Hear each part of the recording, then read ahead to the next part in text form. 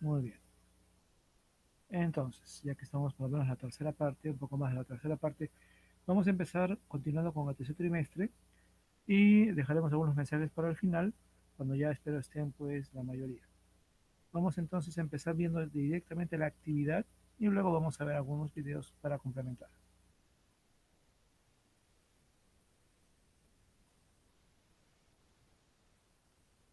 Muy bien, entonces tenemos aquí la actividad número 26. Conocemos nuestra ecorregión. A diferencia de otros aquí, se nos plantean un par de preguntas antes, una sección llamada Reflexionamos, y hay una breve historia que dice, ¿no? María se fue de vacaciones a una comunidad de Huancavelica y deberá estar ahí.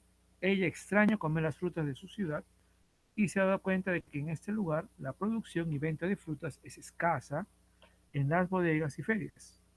María se pregunta por qué en ese lugar no se producen frutas si es muy parecido a su pueblo.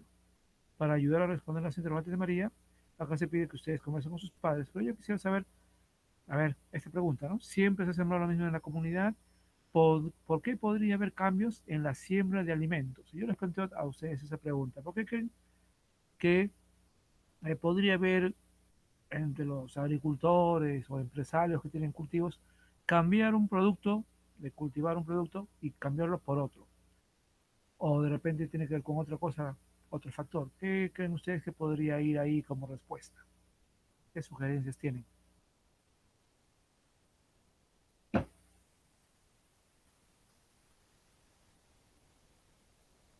¿Alguna idea?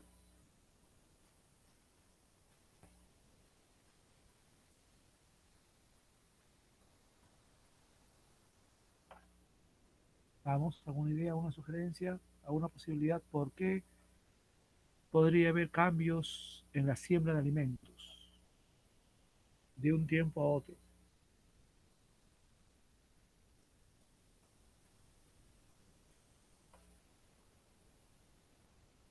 Por las propiedades del suelo. Muy bien, puede ser por las propiedades del suelo, de acuerdo, podría ser. Doctor,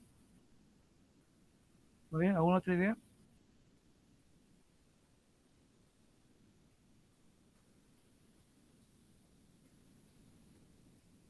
El clima. El clima, de repente el cambio climático, aunque todavía no es tan evidente, pero sí, directamente algunos veranos parece que van a ser más fuertes, algunos inviernos van a ser mucho más fuertes también, y eso podría motivar a cambiar cultivos para que resistan mejor. ¿Sí? Puede ser una idea, muy bien. Entonces ahí ustedes deben pensar en esas posibilidades y explicar esa posibilidad de cambios de cultivo. Luego hay otra pregunta, dice, analice, comprendo, y pregunta aquí, ¿no? En el lugar donde vives, ¿qué actividades se realizan para producir y obtener alimentos para la familia? Y acá da alguna sugerencia, ¿no? Dice agricultura, ganadería, acuicultura, avicultura, pesca, caza, recolección. ¿Cuál creen de estas actividades que creen ustedes son las que nos dan alimento acá en la ciudad de Lima?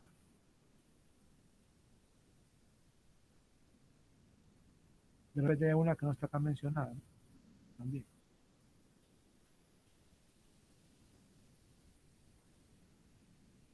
¿Cuál de esas actividades podría ser? Avicultura. Agricultura, muy bien, es cierto. Es cierto que tal vez uno podría pensar que acá en la ciudad de Lima no hay agricultura, pero en realidad sí hay todavía zonas, porque Lima está creciendo tanto, que lo que antiguamente eran chacras, ahora pues ya se están urbanizando, pero hay zonas en Lima donde todavía hay cultivos. Obviamente no son suficientes para dar de comer a todos los limeños. La mayor parte de nuestra comida no viene de la misma Lima, ni siquiera de Lima provincias, ¿no? Que también son, obviamente, hay zonas de cultivo, como hemos visto en la actividad anterior, ¿no? Viendo lo del río Chillón, Guaral Chillón. De hecho, viene mucho más allá, ¿no? La Sierra Central. Pero en Lima sí hay zonas así. Por ejemplo, yo recuerdo en la segunda de Pro, como yendo hacia la primera de Pro, uno puede ver que, digamos, cerca a lo que son los olivos, el plano de los olivos, hay zonas de cultivo. Y eso no son parques, no son jardines enormes, y se nota ahí la típica zona pues, de los surcos para cultivar. y son zonas de cultivo y están en plena ciudad y no es el único lugar, me imagino, donde en nuestra ciudad encontramos campos de cultivo. Igualmente, yo diría también que la ganadería, ¿no? Porque también hay zonas acá en Lima donde se crían animales. Oye, y podrían ustedes encontrar también una que otra más, si lo piensan bien, hay otra más también que nos provee alimentos. Bueno, entonces tenemos acá una primera parte, ¿no? De esas preguntas. Ahora, obviamente, ya que hablamos de alimentación, porque el gran tema de este mes es hablar de la alimentación saludable y, bueno, desde historia, sociales, mejor dicho, vamos a ver que el origen de todo esto, y obviamente el origen tiene que ver con nuestra biodiversidad. Como pueden ver ahí en el texto, en el Perú siempre, y lo hemos aprendido en primaria, ¿no? El Perú siempre decía, ah, sí, el Perú tiene costa, sierra, selva y mar. Esa visión viene de los españoles, por cierto. Es una visión muy simplista, pero típica pues de aquella época, ¿no?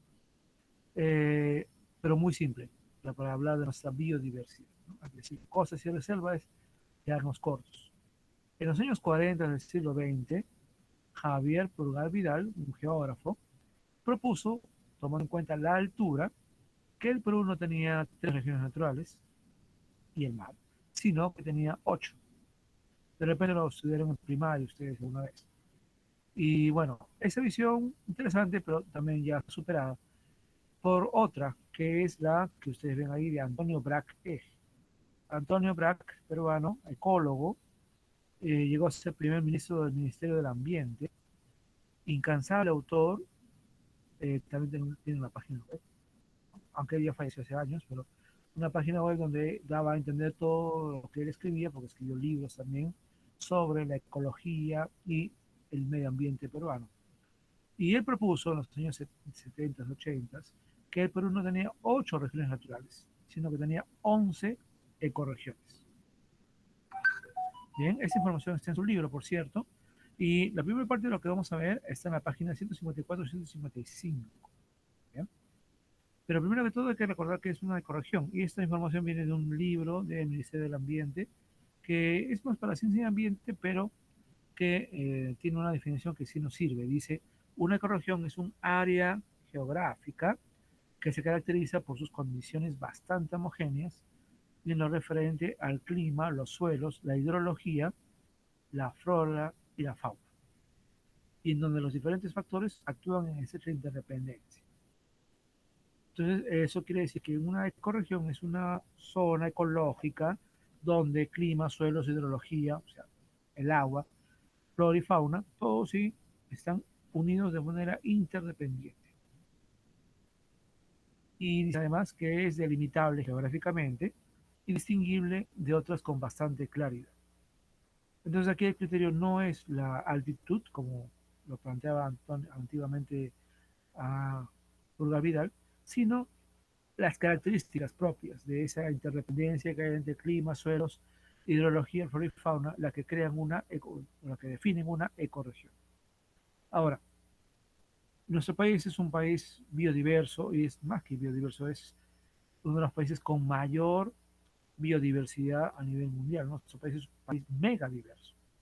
Pero originalmente nuestro país, por la latitud, nuestra ubicación en relación con el Ecuador, nuestro país debería ser solamente un país tropical. ¿Eh? Y el país, Perú es tropical, por supuesto, ¿no? Vas a estar en la selva para darnos cuenta de eso. Pero, digamos, ¿es solo país tropical? No, no, obviamente no, ¿no? Tenemos un montón de climas y no todo el Perú es tropical. Si fuera todo tropical, tendríamos sol todo el año, con aguas cálidas en las playas, ¿no? Como el Caribe, digamos. Pero el Perú obviamente no es solamente eso. Entonces, ¿qué hace que nuestro país sea más diverso? Hay una serie de factores. Uno es la latitud, pero la latitud no cambia o no influye totalmente en toda la biodiversidad. Hay otros 5 factores. Y acá van a completar este cuadro. ¿Ya? Vamos a ver un video sobre esto, pero menciono los factores, ¿no? La corriente peruana, también llamada el mar peruano o la corriente de Humboldt, porque Alexander von Humboldt, un biólogo, viajero, explorador alemán, vino en el siglo XIX, cuando todavía estábamos en la colonia, y bueno, visitó Venezuela, Ecuador, Colombia, Perú, Bolivia, y él fue el primero, según parece, que realmente investigó, ¿no?, la frialdad del mar peruano y habló sobre ello, ¿no? Por eso, en honor a él, también se le conoce como corriente de Humboldt o corriente peruana del mar frío, también se le llaman así, ¿no? También está la corriente del Niño. Y acá quiero hacer una aclaración, ¿ah? Porque compañeros suyos de otras secciones, al escribirme acá, me han confundido la corriente del Niño con el fenómeno del Niño. Y aunque hay algo en común, no es lo mismo. La corriente del Niño, vamos a verlo en el video, es una corriente de aguas cálidas que viene de América Central y que llega acá en el Perú hasta Piura, o sea, Tumbes y Piura están con esta corriente del Niño.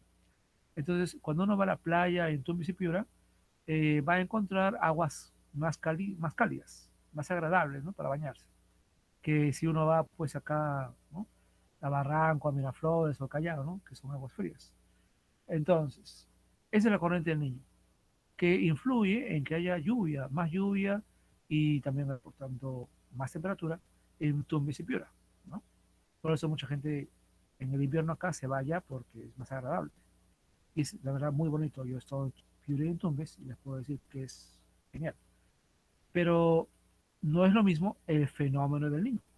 El fenómeno del Niño es un fenómeno climático que no viene de la corriente del Niño por completo, sino que viene de Oceanía, muy pero muy lejos de acá, y que hace que esta corriente de aguas cálidas tenga más intensidad, tenga más fuerza y ya no llega solamente a Piura, sino que puede llegar inclusive más al sur, inclusive hasta Ancash o inclusive Lima. Y obviamente estas aguas cálidas originan lluvias torrenciales, mucho más lluvia, donde no llueve, ¿no?, que es nuestro desierto, y originar grandes problemas, digamos, inundaciones, pérdida de cultivos y también daños económicos, ¿no?, enormes, como ha pasado durante varias veces, ¿no? Entonces, no es lo mismo corriente del Niño, que no causa estos problemas, que el fenómeno del Niño, que puede ser muy débil, a veces no afecta nada, o puede ser muy fuerte, afectando mucho nuestra economía y a la población, sobre todo del norte, ¿no? Inclusive puede llegar hasta el norte, como dije. Entonces, no es lo mismo, y por favor no confundan, ¿ya?, una cosa con otra. Luego viene la cordillera de los Andes, que es la razón de muchas de las cosas que nos caracterizan, lo vamos a ver en el video. El anticiclón del Pacífico Sur, que tiene que ver mucho más con el desierto, con toda la costa peruana, incluyendo Lima, ¿no?, nuestro clima, y el anticiclón del Atlántico Sur, que también tiene mucho que ver con el clima de la sierra y sobre todo de lo que podríamos decir, ¿no?, la selva alta, selva baja. Entonces, ahora, también quiero decir algo más acá, ¿ya? Otro error que he encontrado con sus compañeros es que algunos me han buscado en internet, aunque esto esté en el libro, ¿ya? Esto está en el libro, acá está, 154, 155, y en el video que vamos a ver ahorita, y yo creo que con eso puedo responder esto. Primero que acá dice efectos. ¿Qué me han hecho algunos de sus compañeros? Me han escrito qué cosa es la corriente del Niño, me han escrito la definición, pero yo no estoy pidiendo la definición. Yo creo que ustedes me expliquen es cómo estos 5 elementos, esos 5 factores, influyen en nuestra biodiversidad. ¿Cuál es su efecto en la biodiversidad? Por eso dice acá efectos, no definiciones. Yo no estoy pidiendo que me digan qué cosa es la corriente peruana, o qué es la corriente del Niño, o qué es la corriente de los Andes. Lo que estoy pidiendo que me digan es cómo influyen en nuestra biodiversidad, ¿ya? Porque es un error que he visto en varios, y no sé por qué, porque el libro claramente dice lo que es. Lo que pasa es que han buscado en internet, lo han copiado tal cual, y no han leído bien, o no me han escuchado bien, o no han visto acá lo que dice efectos. Bien, entonces, vamos a ver la información de este cuadro, ¿ya? Vamos a ir entonces al blog y vamos a ver en un video de un docente esta información. Ya, eso.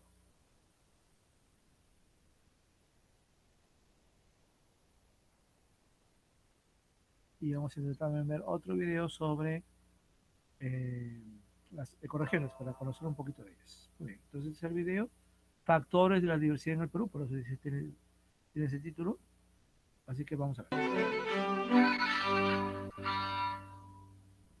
Siempre me he preguntado por qué nuestro país es reconocido por su diversidad de especies de flora, de fauna, de clima, entre otras cosas. ¿Cuál podrá ser la razón de esta diversidad? ¿Qué factores intervienen? Pues el objetivo de este video es que podamos explicar cómo los siguientes factores geográficos que vamos a estudiar favorecen a la diversidad de nuestro país.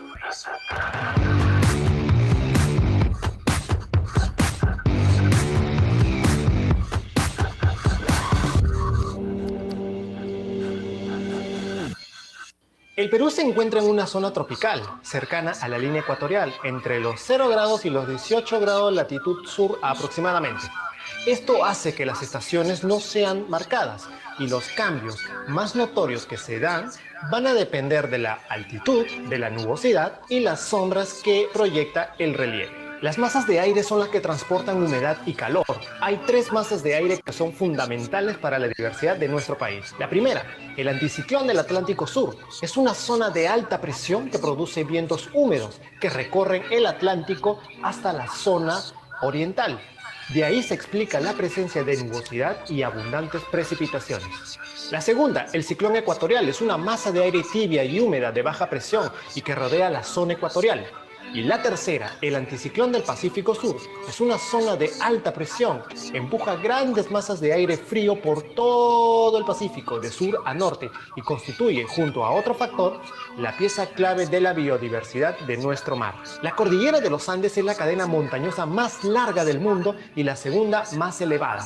Atraviesa de forma longitudinal nuestro territorio de norte a sur y su presencia origina las diferentes formas de relieve, clima, flora y fauna en la costa, sierra y selva de nuestro país. En ella encontramos distintos desniveles que distorsionan la temperatura, los vientos y los suelos. Así, los climas en la cordillera van desde el templado en las zonas bajas hasta el glaciar en las zonas por encima de los 5000 metros sobre el nivel del mar. Además, el flanco o lado occidental es más seco que el lado oriental. La razón es que la cordillera actúa como una enorme barrera que impide en muchas zonas el paso de las masas de aire cálido y húmedo empujados por el anticiclón del Atlántico Sur hacia la costa, por lo cual el lado oriental es más lluvioso.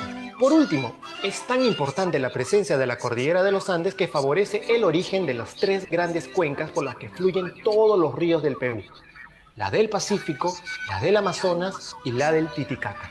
Las corrientes marinas. El Perú posee 2 corrientes que van a influir en el paisaje peruano. Una corriente de aguas frías y otra de aguas cálidas. Veamos la primera.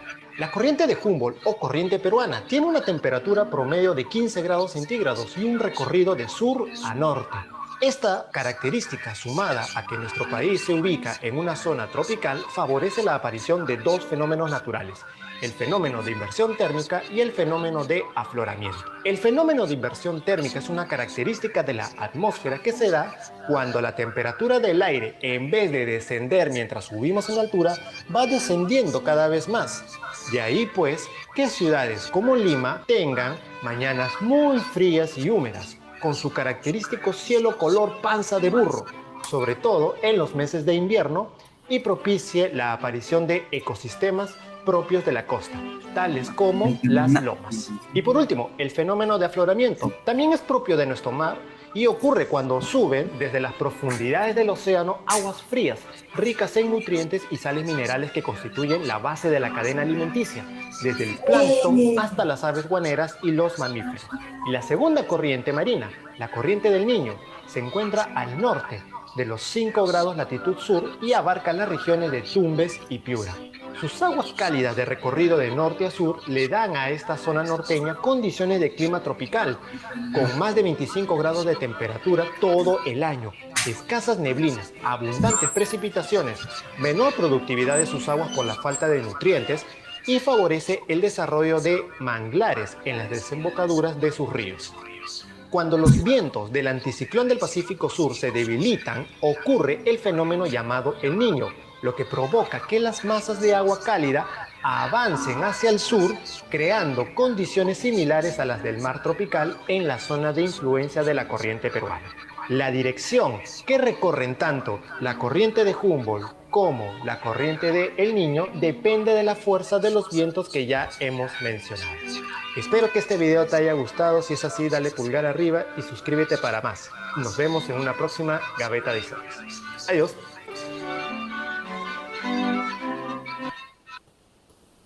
Muy bien, entonces ahí tenemos una explicación de los factores y como pueden ver,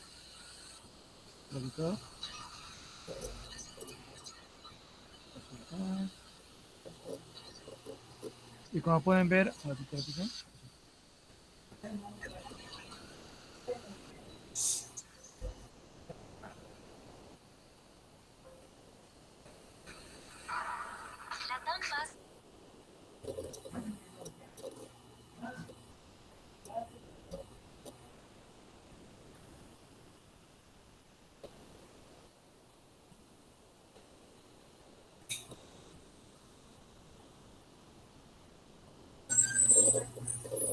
Sí. ¡Eh! ¿Qué rápido te acabas tu comida? por alguna razón salí de la videoconferencia. Ya.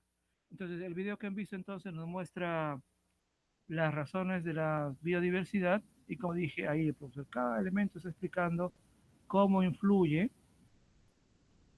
Tienen que verlo con calma. El libro también tiene esa información. Ahora vamos a volver al blog para ver un poco de qué tratan las ecorregiones. Para ver un poco cuáles son ellas.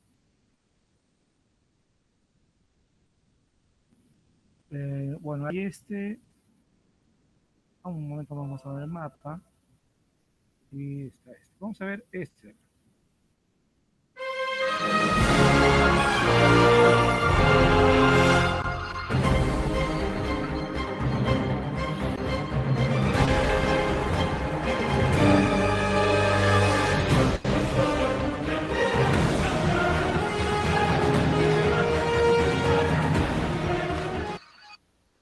Hola, ¿qué tal chicos? ¿Cómo están? Bienvenido al mundo de las ciencias sociales con tu profe Lucho. El día de hoy vamos a conocer las 11 ecorregiones del Perú, que es una clasificación de la biodiversidad que presenta nuestro país. ¿Quién planteó las 11 ecorregiones? Fue este señorcito, Antonio Brahe, el doctor Antonio Brahe, quien fuera el primer ministro del Ambiente. Profe Lucho, ¿y qué es una ecorregión?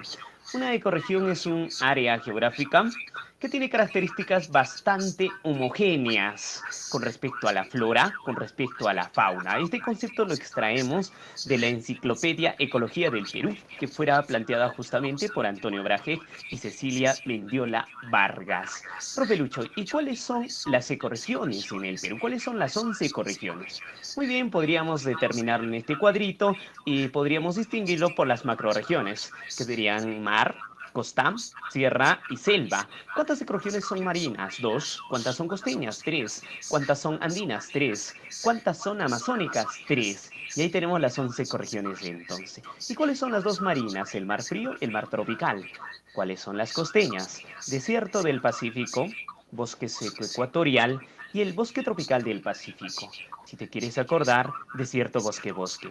Y las ecorregiones andinas son la serranía esteparia, Puna y los Altos Andes, el páramo, serranía Puna-páramo.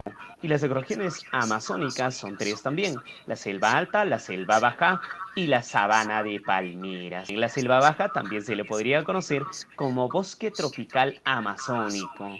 Pasemos a determinar ahora qué criterios es que toma el autor como los más importantes para la clasificación, para esta clasificación ecológica en nuestro país. Uno de los criterios más importantes es el criterio geográfico, o sea, la ubicación en el espacio.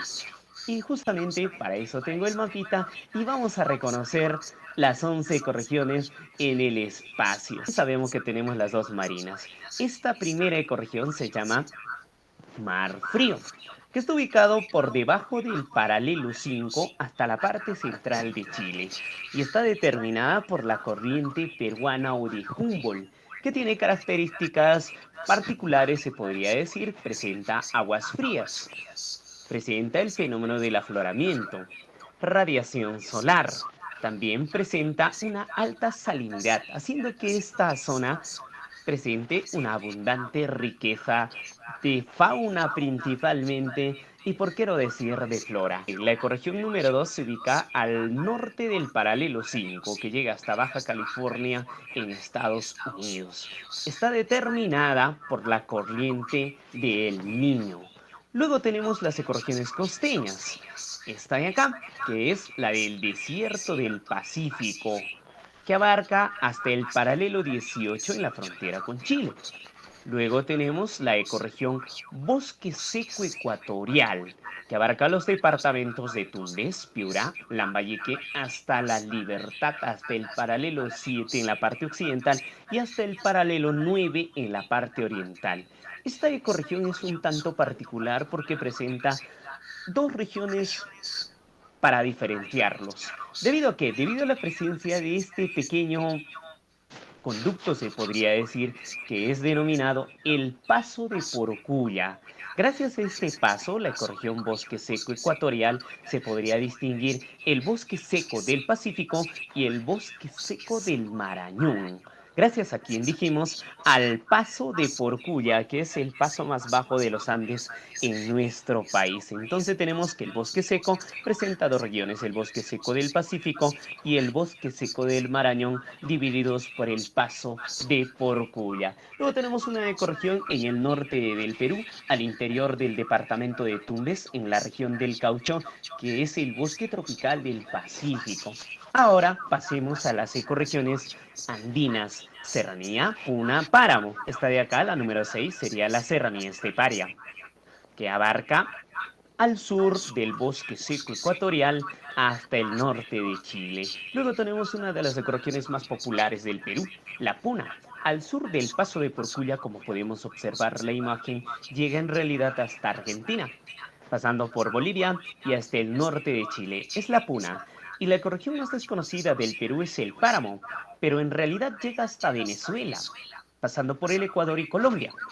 Y las ecorregiones amazónicas son tres: la selva alta, que tiene una característica importante, que en el norte se introduce hasta la parte occidental de los Andes, si vemos ahí. Y la ecorregión más extensa del Perú es la número 10, el bosque tropical amazónico, el famoso BTA. Y finalmente tenemos a la ecorregión Sabana de Palmeras, que está ubicado en el sureste del Perú, en las Pampas Geat, en el departamento de Madreños, y una parte del departamento de Puno, en la provincia de Sandia. Ya tenemos entonces el criterio más importante, que es el criterio geográfico, que uno debería dominar. Si me preguntan, por ejemplo, la ecorregión Puna, por el este, inmediatamente ¿con quién limita? Con la selva alta. Por el oeste, tenemos que limita con la serranía esteparia. O la selva alta por el este limita con la selva baja, ¿verdad? Y por el oeste limita con la puna. Así es. Entonces, si me preguntan por ahí en un examen de admisión o por cultura general, ya podríamos reconocer a las ecorregiones. Si te digo, la número 5 es el bosque tropical del Pacífico. La número 9, selva alta. La 10, selva baja. Así, respectivamente, podrías tú practicar desde tu casita. ¿Qué más podríamos sacarle a esta imagen? La altitud de algunas ecorregiones que considero que son importantes, como por ejemplo el desierto del Pacífico, que abarca una altitud de 0 a 1000 metros sobre el nivel del mar. La que sigue es la ecorregión serranía esteparia, que va desde los 1000 a los 3800 metros sobre el nivel del mar. La que sigue entre estas extensas ecorregiones es la puna, entre los 3800 y 6768, que está representado por el Nevado del Huascarán. Muy bien. Y el páramo sobre los 3500 metros en el norte del Perú, que abarca solamente Tumbes y Piura en Perú, pero recordemos que llega hasta Venezuela. Luego tenemos que la selva baja abarca o tiene una altitud de 80 hasta los 800 metros. Pasemos a detallar el otro aspecto importante con respecto a las ecorregiones. ¿Cuál es, profe Lucho? El aspecto biológico. Ya hemos terminado el aspecto geográfico. Pasamos al aspecto biológico. Profe, al decir aspecto biológico se refiere a la flora y a la fauna, efectivamente. Entonces tendremos las dos primeras ecorregiones que corresponden al mar, el mar frío y el mar tropical. En fauna, por ejemplo, ¿qué tenemos en esta zona de aguas frías? En fauna tenemos los peces más extraídos de esta región, que son para la industria básicamente la anchoveta y la sardina. Y también hay aves guaneras importantes como el guanay piquero pelícano. Y hay una especie endémica en esta zona, que es el pingüino de Humboldt. Endémica quiero decir que son propias del lugar. Pasamos al mar tropical. Con respecto a fauna tenemos al atún, al bonito y al cocodrilo americano, que podríamos decir que también es una especie endémica.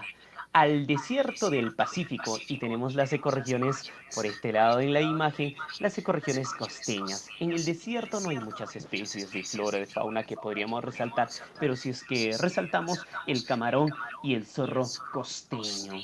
Muy bien, y en el bosque seco ecuatorial tenemos a la pava aliblanca, a la iguana verde, y hay una especie endémica. ¿Recuerdas que el bosque seco ecuatorial presenta dos regiones, el bosque seco del Pacífico y el bosque seco del Marañón? Justamente en el bosque seco del Marañón tendremos a la ardilla de nuca blanca. Y en el BPP, en el bosque tropical del Pacífico, en esta pequeña región al interior de Tumbes, en la zona del Caucho, tenemos que es la única zona de la costa donde podríamos ubicar monos en su hábitat natural. Pero también tenemos al saquino, al jaguar, nutria de río y entre otras especies con características amazónicas. Pasemos a la sierra, pues, ¿no? En la sierra tenemos la serranía Punaparamo y tenemos a las siguientes especies en fauna: el venado gris, el guanaco, puma, gato silvestre y el zorro andino, el pugazo, ¿verdad? En la serranía esteparia, entonces. Luego pasamos a la puna, y en la puna tenemos el bibichicuy, picuña, vizcacha, chinchilla, cuy. Puma, gato, zorro. Recuerda que las características eran bastante homogéneas. También aves como la parihuana, la guayata, el suri, que podríamos ponerlo también conocido como el ñandú andino. Y luego pasamos a la ecorregión más desconocida de nuestro país, el páramo, entre Piura y Cajamarca, al norte del Paso de Porcuya. Tenemos a la musaraña, pinchaque y el venado de páramo. La musaraña es un nombre un tanto raro, ¿no? Es un roedor, no vas a pensar que es una araña, ¿verdad? Es un pequeño roedor. Pasemos a las ecorregiones de la selva: selva alta, selva baja, sabana de palmeras. En la selva alta tenemos el oso de anteojos, el gallito de las rocas. Y en la selva baja, eminentemente, es la más diversa del Perú. Tenemos a los monos perezosos, loros papagayos, águila arpía, que está en vías de extinción, y en la sabana de palmeras, especies endémicas: el ciervo de los pantanos y el lobo de crin. ¿Cómo es el ciervo, profe Lucho? Tenemos ahí el ciervo de los pantanos de la sabana de palmeras, también el lobo de crin. Ahí está, muy bien, todo flacuchento, pero es el lobo del crin. Sigamos con el aspecto biológico. Tenemos también la flora del mar frío. Vemos a la imagen inicial entonces. En el mar frío tenemos el fitoplancton y en el mar tropical tenemos el mangle. Así es, entonces fitoplancton, mangle. Y en el desierto, su nombre lo dice, ¿no? Se caracteriza básicamente por una extrema aridez, se podría decir. Si algo verde veo en el desierto del Pacífico, será un valle o una loma. Podríamos determinar las lomas, por ejemplo, de Atiquipa en Arequipa, que es la loma más extensa del Perú, y Quilmaná en Lima, en la provincia de Cañete. Y el bosque seco ecuatorial tiene especies como los cactus o cactis o cactus, en algunos casos se le denomina, el algarrobo y el ceibo como flora característica de esta ecorregión. Y en el bosque tropical del Pacífico, los árboles superan los 30 metros. Si podríamos considerar alguno, podríamos decir el higuerón, por ejemplo. Luego pasamos a las ecorregiones andinas. En la serranía esteparia tenemos el aliso carrizo, chocho o tarwi en las partes altas. Y la puna es interesante, chicos. Ahí tenemos el quepapuya, queñuales, pajonales como el lichu, la puya de Raimondi, la yareta. Profesor, ¿y cómo es la puya de Raimondi que florece cada ciclo? Esto quiere decir que florece cada 100 años, ¿no? Hay todo un festival de la puya, por ejemplo, que se había realizado años atrás en el departamento de Ancash. ¿No? ¿Y cómo es la puya, profe? Bien, ahí tenemos una puya de Raimondi. ¿Cómo es la yareta, profesor? Si has viajado a las partes altas, has podido diferenciar esta especie de flora, es la yareta. Oye, y el frailejón en el páramo. Y la selva alta, volvemos a la imagen, la selva alta tenemos que presenta tres bosques sucesivos. El bosque de la ceja de selva, se podría decir, bosque no tan alto, el bosque enano. Luego tenemos el bosque de neblina, el bosque lluvia de montaña, enano neblina y lluvia de montaña. Y la selva baja presenta también una alta tasa de flora. Tenemos cuatro estratos, el estrato suelo, donde tenemos a los insectos, gusanos, hormigas. El sotobosque, que presenta hierbas y también plantas un tanto espinosas. Luego tenemos el tronco y el dorsal forestal. Suelo, sotobosque, tronco, dorsal. Ahí tenemos los cuatro estratos de la selva baja. Y finalmente, la sabana de palmeras, como su nombre lo dice, es una sabana, profesor. Si estamos en la selva, ¿por qué no presenta una vegetación de árboles? No hay árboles, chicos, porque en esta zona básicamente en verano se inunda. Por ende, los árboles no se pueden desarrollar normalmente. Profesor, y en invierno hay incendios. Por eso esta zona se caracteriza por presentar el pastizal. Si es que hay algunas especies arbóreas, podríamos decir que son las palmeras como los aguajales. Así es. Y ahí tenemos el aguaje de la selva. Así de esta manera espero haberte ayudado en las 11 correcciones que debería conocer todo peruano. Comenta el video, compártelo con tus amigos. Es un deber cívico conocer parte de la mega diversidad de nuestro país. Hasta un próximo video. Un saludo, muchachos.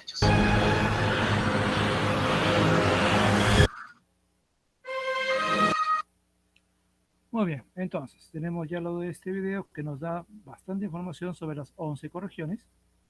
Y simplemente vamos a mencionar esto de acá, un poquito, ya para ir acabando. Bien, entonces tenemos acá el mapa, como lo hemos visto también ahí en el video. Y yo les pregunto, ¿en qué ecorregión estará la ciudad de Lima? Ahí lo estoy indicando con el cursor. ¿Qué ecorregión será?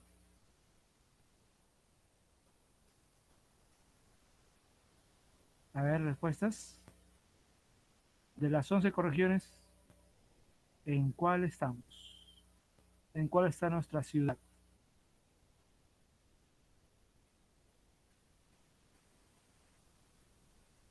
A ver, ¿alguna respuesta?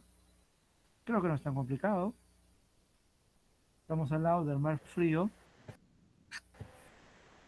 Mar tropical. No, no, el mar tropical es en el mar. Estamos en una ciudad.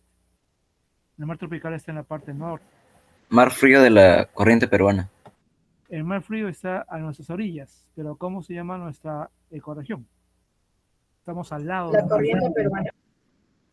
No, no, la corriente peruana o mar frío está en las orillas de nuestra ciudad. Pero, ¿cómo se llama nuestra ecorregión?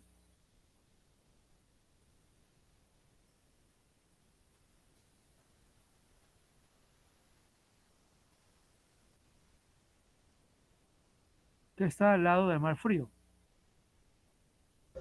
El desierto del Pacífico. Muy bien, el desierto del Pacífico, o como le dicen acá también, desierto costero, ¿no? Claro, desierto del Pacífico, ¿no? Esa es nuestra ecorregión. Y sobre eso viene la última pregunta, o las últimas preguntas. Entonces, vamos a volver a la actividad. Y veamos, ya para acabar.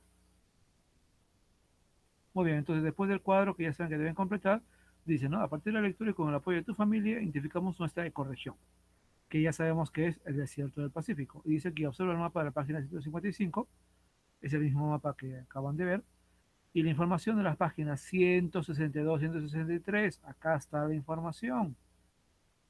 Bien, y dice acá. Bueno, la ecorregión ya sabemos. ¿Cuál es su clima? ¿Cómo es su suelo? ¿Cómo es su hidrología? O sea, hay ríos, hay lagos, hay mar, o hay salida al mar. Obviamente eso ya lo sabemos, ¿no? Entonces, toda esta información está en el libro. ¿Ya? Está en el libro, entonces deben completar esa información. Y acá quiero hacer una aclaración también porque lo he leído en otros lados. Cuando hablan del clima, algunos me dicen, es soleado o nublado. A ver, y eso no es clima. De repente han visto el cielo y han visto, sí, hoy día hace sol, entonces nuestro clima es soleado. Pero no, eso no es clima. Decir el día es soleado o está nublado, eso es más bien tiempo atmosférico. El tiempo atmosférico cambia a lo largo del día, ¿no? Y no es exactamente igual al clima. Entonces, seguramente muy temprano hacía frío, nublado. Ahora de repente tenemos brillo solar. A las 5 o 6 todavía estará un poquito claro, pero a las 6 ya o 7 ya está un poco nublado y obviamente ya no frío, ¿no? Entonces, eso es tiempo atmosférico. El tiempo atmosférico cambia continuamente. Pero clima es algo diferente. El clima es algo permanente y en este caso regido por las estaciones. Tiene que ver con la temperatura. ¿Qué temperatura tiene un lugar durante las estaciones? También tiene que ver con que si es que llueve o no llueve a lo largo del año. Bien, eso es el clima. Entonces, evidentemente decir soleado, nublado, eso pues no es clima. Bien, como digo, eso está en el libro, por favor, leanlo del libro y resúmanlo para conocer nuestra ecorregión. Bien. Y bueno, suelo, tipo de suelo. Ah, por cierto, el clima tiene un nombre. ¿Ah? Hay diferentes tipos de climas. En general hay tres tipos de climas, ¿no? Climas cálidos, templados y fríos. Pero dentro de esos hay diversos tipos de subclimas. Bueno, en el libro menciona cuál es el clima típico del desierto del Pacífico. Anoten ese nombre y escriban acá las características, ¿no? Como ya dije, tiene que ver con la temperatura y las precipitaciones o lluvias. ¿De acuerdo? Muy bien. Y el suelo, bueno, hay también las características del suelo del desierto y la hidrología, ¿no? Que ya es evidente que tenemos acceso a ríos, lagunas en parte de altura y obviamente tenemos salida al mar, ¿no? Muy bien. Ahora, acá también, y ya para acabar, dice que debemos conocer nuestra biodiversidad porque nuestra biodiversidad nos da pues alimentos.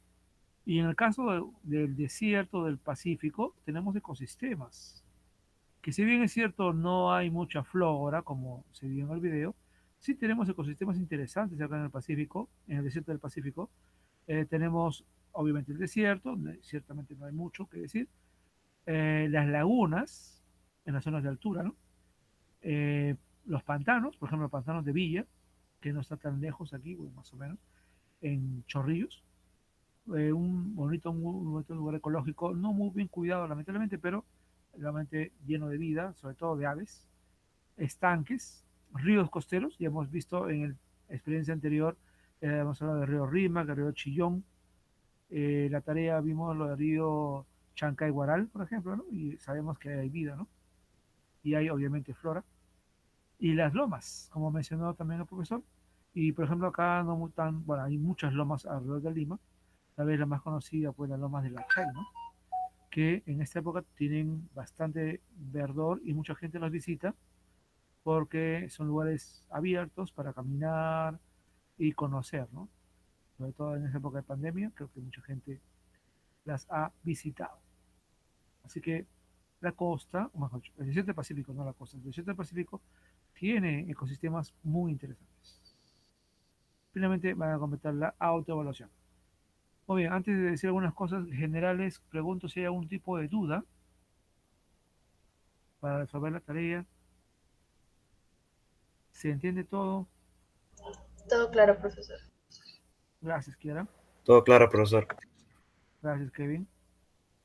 Muy bien. Entonces, si es así, yo quiero indicar acá tres cosas. Primera cosa, les he enviado también el plan lector a través del Classroom y les he enviado el libro que me parece interesante que ustedes lean. No todo el libro, hay un relato específico. Recomiendo que lean todo el libro, aparte de la biblioteca del Bicentenario. Y de repente ya lo han visto, son relatos en castellano y en quechua con el trasfondo de la pandemia. Y eso me parece muy interesante. La idea es muy simple.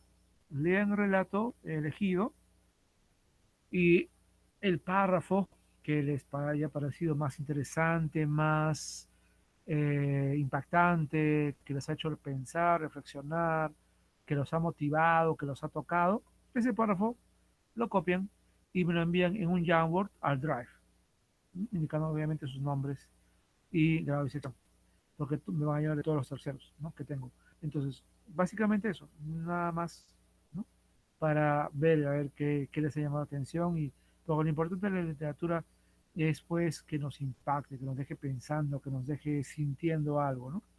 Así que en este caso, esa es la intención. Entonces, igualmente, tenemos esa actividad que no hay fecha de entrega, pero por favor háganlo eh, para continuar, ¿no? Con esto del plan lector que todos debemos aportar.